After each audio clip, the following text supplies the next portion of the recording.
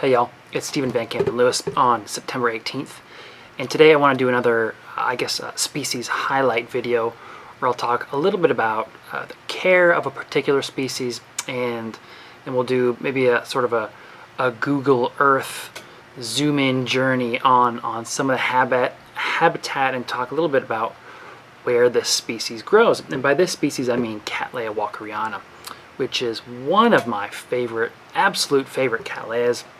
Of course, it's a Brazilian species that is known to be fairly drought tolerant and have a pretty strong wet-dry cycle, but I'll talk a little bit more about that in a moment. So Cattleya walkeriana and Nobilior are pretty closely related, and some folks believe that they look fairly similar, but there are some fairly significant morphological differences even when they're not in bloom.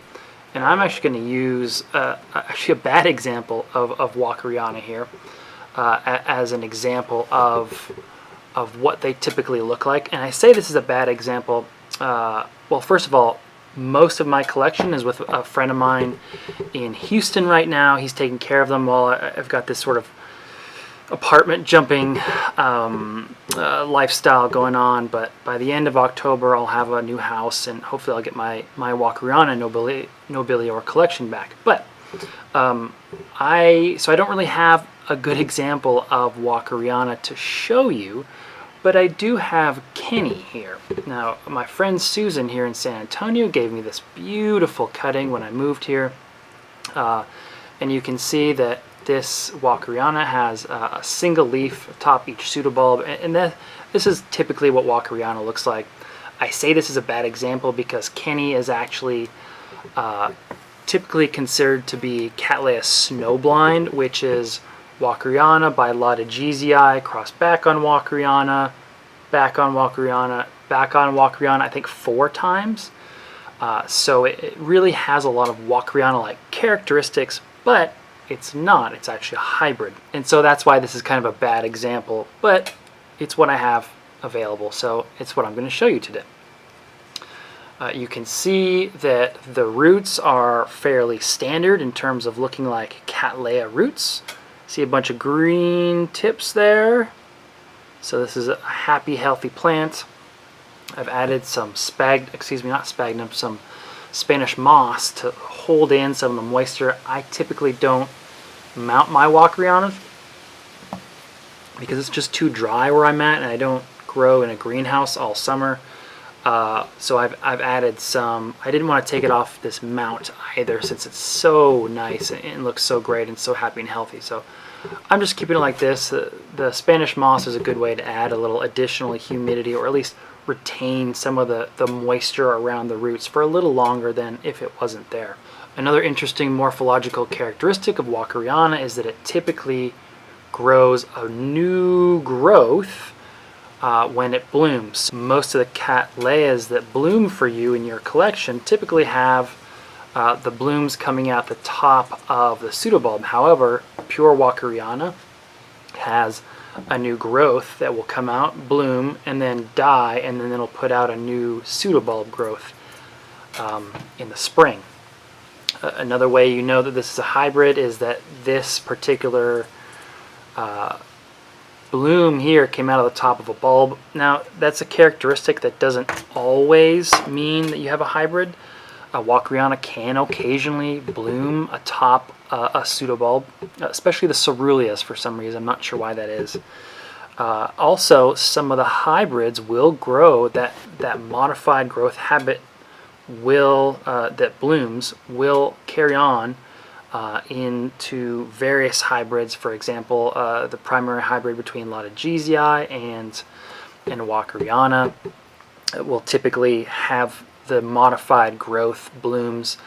Even more complex hybrids like Cattleya Aloha Case will still carry its blooms on top of a modified growth. So just because your Walkeriana is blooming out of the top of the bulb doesn't mean it's a hybrid, and just because it's blooming on a modified growth doesn't mean it's a pure species. So it's something to watch out for and think about as you're going through and purchasing some of these, regardless of whether it's a hybrid or not.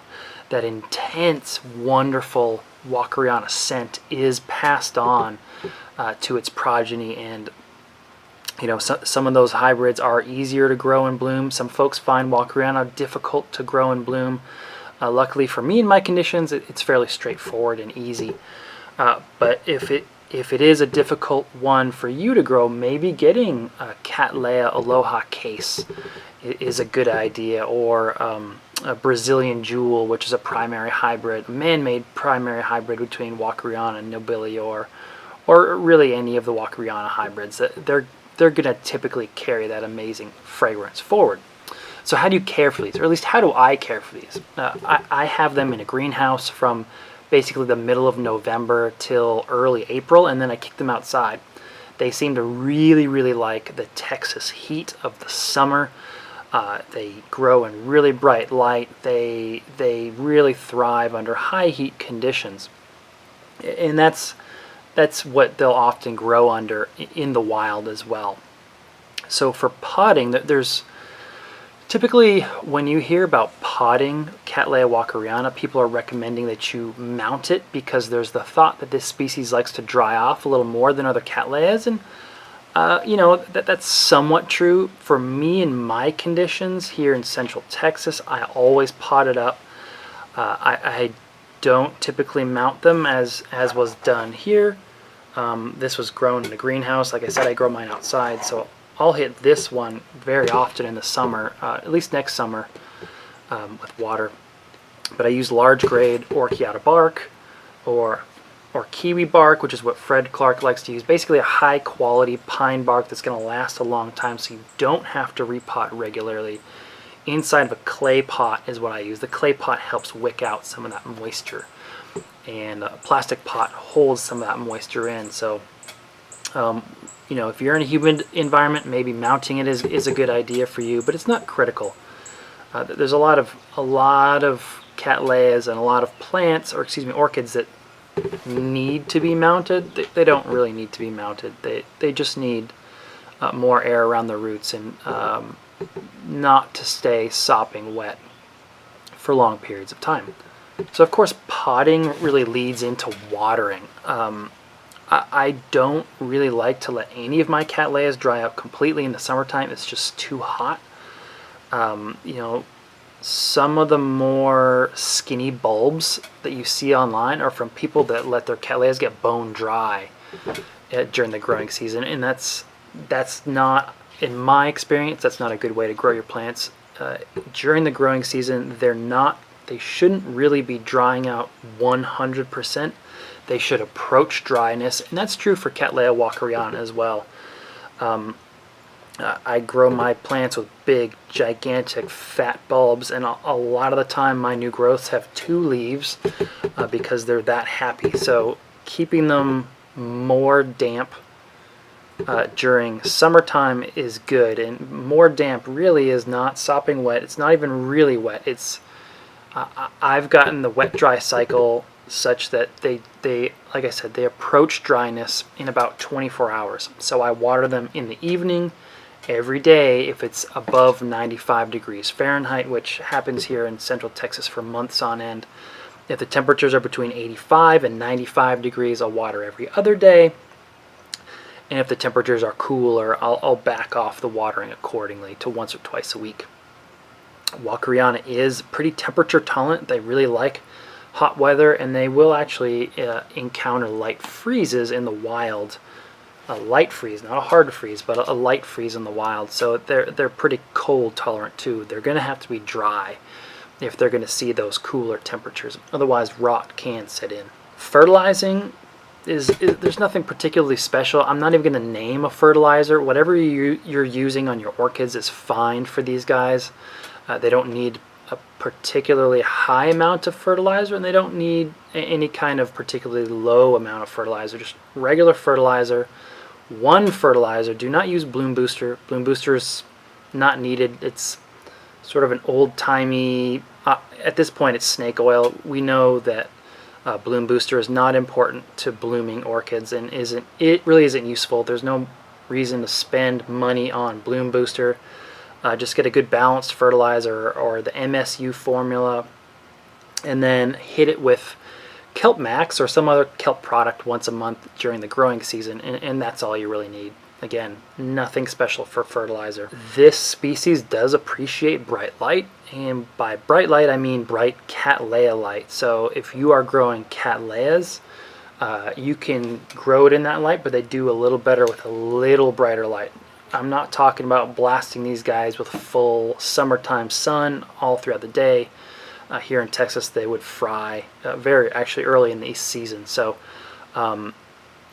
I will have mine in Texas sun all summer long under a 50% shade cloth, which is considered pretty bright. And they seem to really do well. They like that quite a bit. So Cattleya light plus a little bit of extra is a good way to do it. Is a good way to bloom these guys and grow them successfully.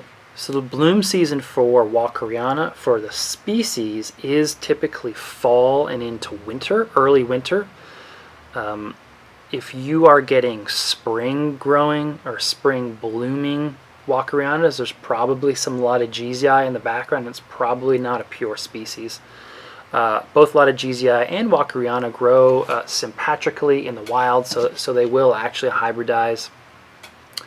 A lot of the hybrids have made it into our breeding, especially the American breeding, and so that's why you kind of get some of these oddly timed blooms, especially in the spring. Now, if you're growing under lights, Walkeriana will bloom just about any time of year, and there's a lot of the strongly seasonal Cattleyas, the strongly seasonal blooming Cattleyas that will grow and bloom multiple times under lights throughout the year. So, you know, if you want to enjoy these guys, their blooms throughout the year, growing under lights is a good way to do it.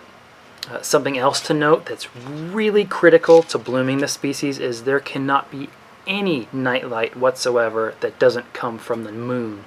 So any street lamps, any kind of lights, the neighbor's light, your bedroom lights, wherever you grow this species, it has to be fully dark all night long, again with the exception of moonlight. Otherwise it won't bloom. It's a very bizarre trait and phenomenon, and I don't understand why it happens, but if you are doing everything right and you're not seeing blooms during the fall or even the spring for the hybrids, there's a good chance that there's night light interference.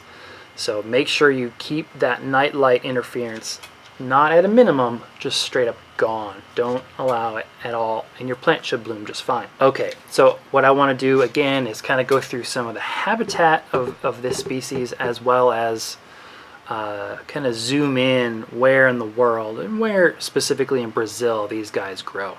Let's jump into that. All right, so as I've done with other similar videos, we're going to zoom in here on Brazil, and what we're going to do is we're actually going to check out the states where Cattleya walkeriana grows, and specifically that's Minas Gerais, Sao Paulo, Mato Grosso del Sul, and Goiás.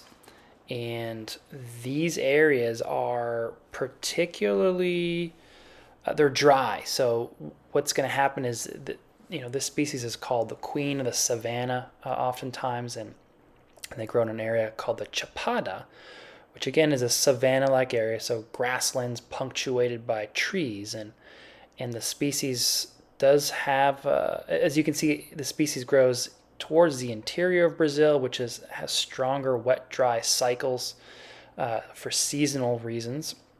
And then actually we'll zoom in here to Brasilia, and you can see how dissected this landscape is. And by dissected, I mean that there are lots of rivers, and the species will typically grow in forests or along river courses where it stays fairly humid. You can see there's a lot of forest land and some of it's agriculture, but there's a lot of rivers providing humidity, which is really what the species likes. Okay, a quick search through Google shows us Cattleya walkeriana habitat being primarily rocks, as you can see here, as well as trees. So the species is not particularly picky about where it grows. You know, the rocks seem fairly exposed, but a lot of these forested pictures, oh, there's my video. A lot of these forested pictures show significant shading. So, well, and of course this one is out in the open. So you know, the species is pretty adaptable. You can grow it very, very bright, but it's probably not recommended. You can grow it pretty shady, but it probably won't bloom. So potting probably isn't absolutely critical for this species. Anyway, that's this week's video. I hope you enjoyed it. Please let me know, and I'll see you next weekend. Bye.